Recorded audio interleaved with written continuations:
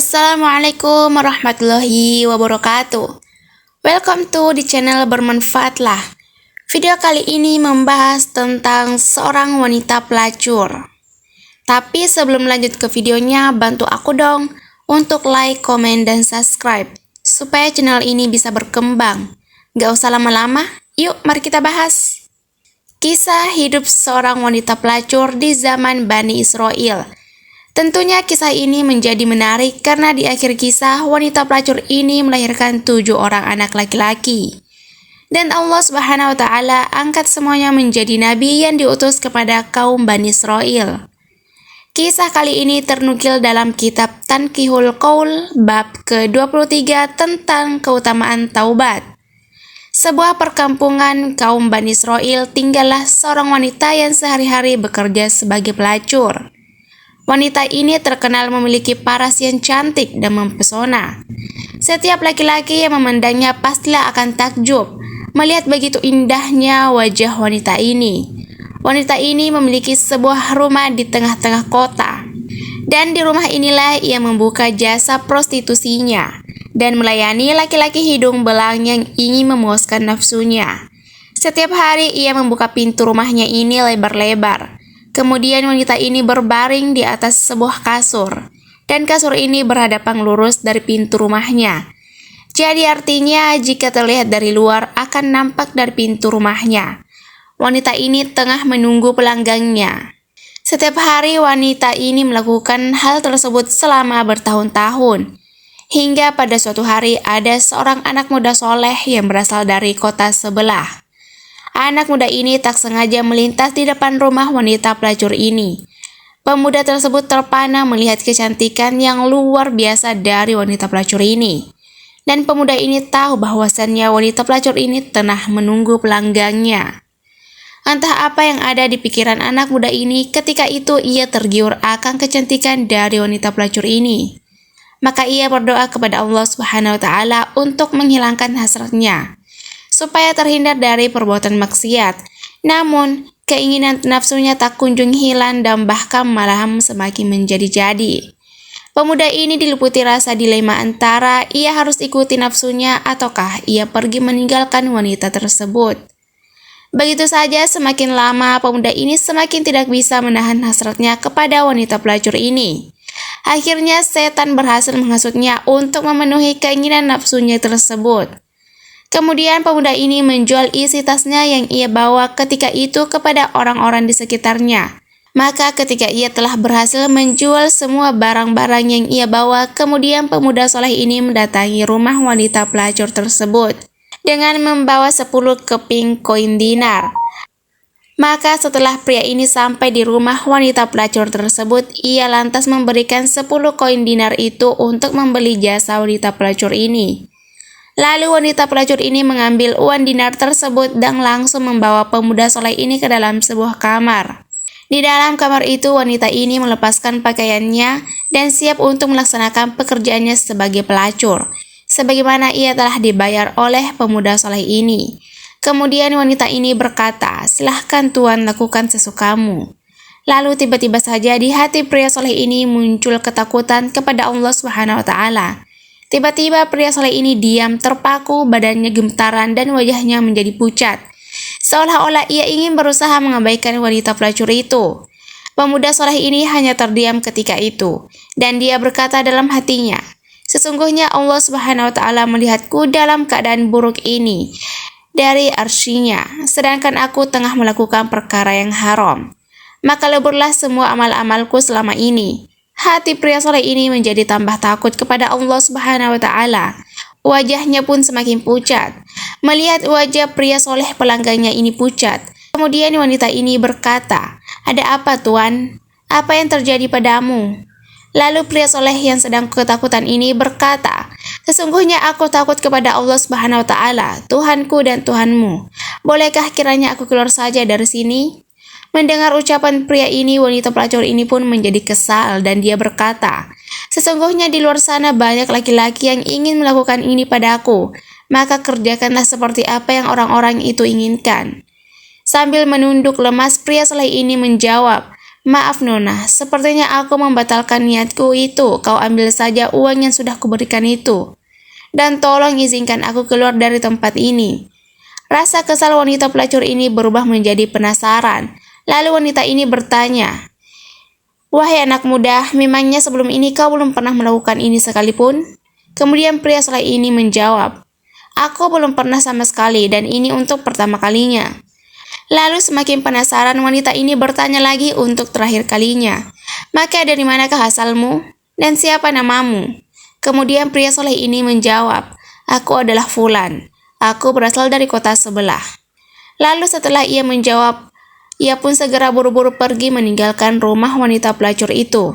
Pria ini langsung berjalan pulang menuju rumahnya. Tak lama setelah ditinggalkan pria soleh itu, rupanya hati dari wanita pelacur ini terketuk hatinya. Rasa takut kepada Allah Subhanahu wa Ta'ala pun mulai bermunculan dalam hatinya. Sampai-sampai dia berkata pada dirinya sendiri, padahal baru pertama kalinya pemuda itu melakukan dosa, namun hatinya dimasuki oleh ketakutan luar biasa pada Tuhannya.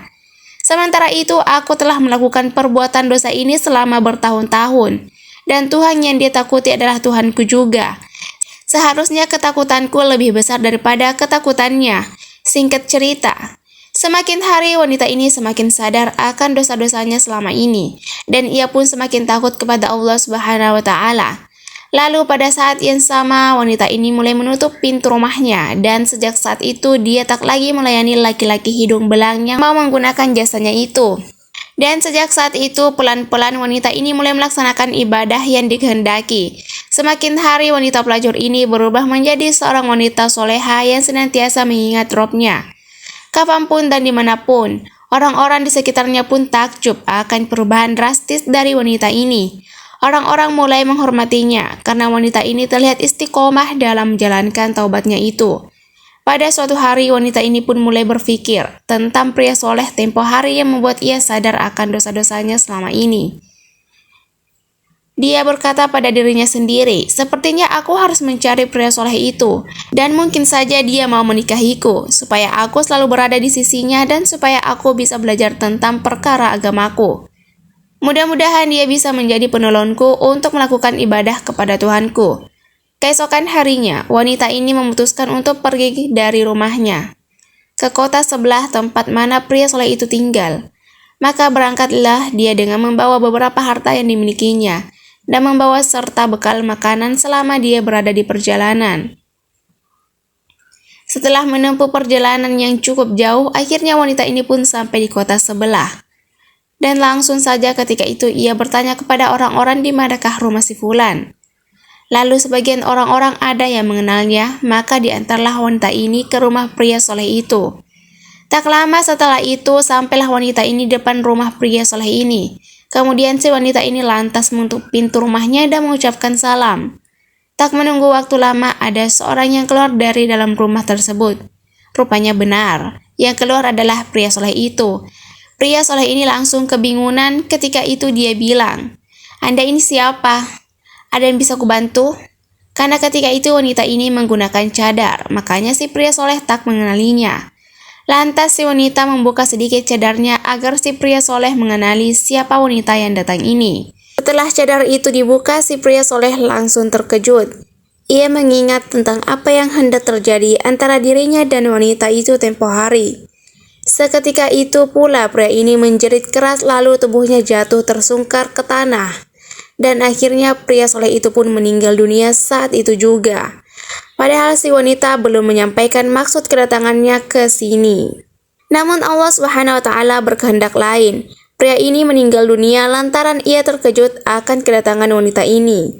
Mengetahui bahwasannya pria ini meninggal dunia, wanita ini menjadi sangat sedih karena ia tidak bisa melaksanakan keinginannya untuk menikah dan belajar agama dengan pria ini. Setelah pria soleh ini selesai dimakamkan, ketika itu wanita ini bertanya kepada masyarakat, apakah pria yang baru saja meninggal ini memiliki saudara atau seorang kerabat? Maka ketika itu orang-orang memberitahu bahwasannya pria soleh ini memiliki seorang saudara laki-laki. Lalu wanita soleh ini meminta ketika itu untuk diantarkan kepada saudara lelaki pria soleh ini. Kemudian setelah bertemu dengan saudara laki-laki pria soleh ini, wanita ini menceritakan kisahnya dan kisah dia bagaimana ia bisa sampai di kota ini. Lalu wanita ini meminta agar saudaranya ini yang menggantikannya untuk menikah dengannya. Tapi awalnya saudara laki-laki ini menolak. Dia bilang, "Aku seorang pemuda yang miskin. Aku berbeda dengan almarhum saudaraku itu." Lalu wanita ini menjelaskan bahwasanya ia membawa sejumlah harta bersamanya. Dan mungkin saja harta itu cukup untuk beberapa tahun ke depan, selagi mereka sambil bekerja untuk mencari kehidupan yang lebih layak. Dan saudaranya pun menyetujuinya, karena wanita ini memiliki maksud yang baik. Selain ia ingin menikah, ia juga ingin belajar agama dan ingin senantiasa mendekatkan diri kepada Tuhannya. Berhubung saudara laki-lakinya ini merupakan orang soleh, akhirnya tak lama dari itu keduanya pun menikah. Dan selama masa pernikahannya tersebut, keduanya selalu senantiasa berupaya mendekatkan diri kepada Allah Subhanahu wa Ta'ala, serta menjauhi segala larangannya. Hingga pada suatu hari, wanita ini melahirkan seorang putra, dan Allah Subhanahu wa Ta'ala angkat anak ini menjadi seorang nabi. Bahkan tak hanya itu, keenam anaknya yang lahir setelah itu, Allah Subhanahu wa Ta'ala pun memuliakan semuanya menjadi nabi. Dan akhirnya wanita mantan pelacur ini memiliki 7 orang putra yang semuanya diangkat menjadi nabi dan diutus kepada kaum Bani Israel.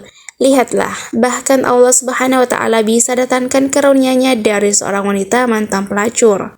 Allah Subhanahu wa Ta'ala senantiasa hanya melihat bagaimana ikhlasnya dia tobat dari seorang hamba yang berserah diri kepadanya. Jadi itulah kisah tentang wanita pelacur melahirkan 7 anak yang menjadi nabi. Semoga bermanfaat dan kita bisa memetik pelajaran dari kisah ini. Sampai jumpa di video selanjutnya. Wassalamualaikum warahmatullahi wabarakatuh.